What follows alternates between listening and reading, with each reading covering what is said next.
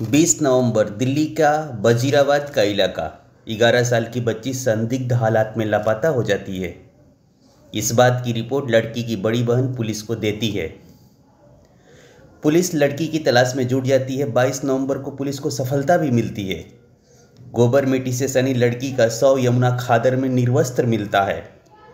इस पूरी वारदात पर गगन टीवी विस्तृत रिपोर्ट पेश कर रहा है। इस चैनल की रिपोर्टिंग आपको थोड़ी सी भी अच्छी लगे तो लाइक, सब्सक्राइब और शेयर करें। इस केस को एसएचओ वजीराबाद अनुसंधान कर रहे थे। वारदात के दिन की पूरी रूटीन उस बच्ची का ट्रैक किया जाता है।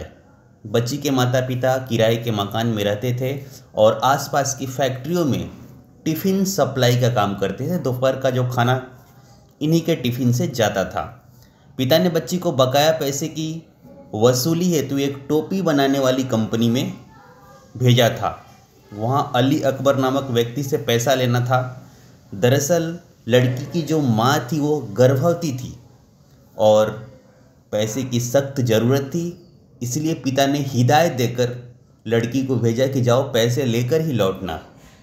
इधर मृतका लड़की की पहचान हो चुकी थी। पुलिस हत्या, अपहरण एंड पॉक्सो की धारा में एफआईआर दर्ज कर जांच शुरू कर दिया था।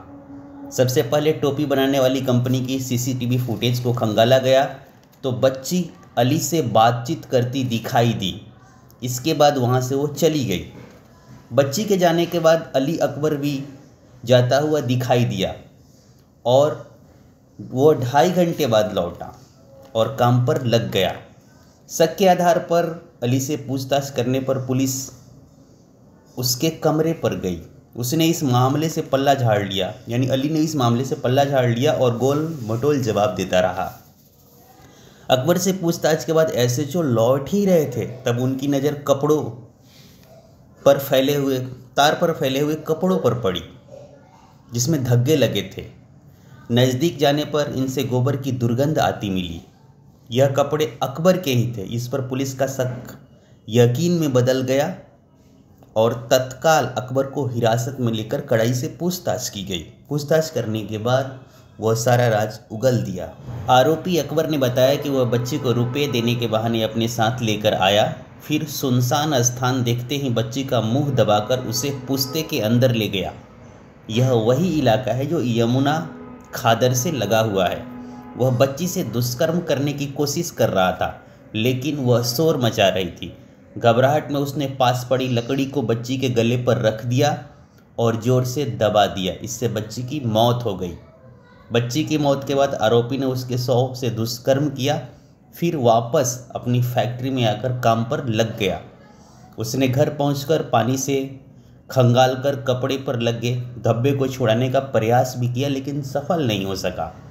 पुलिस ने कपड़ों पर लगे खून के धब्बे को फोरेंसिक जांच के लिए भेज दिया है।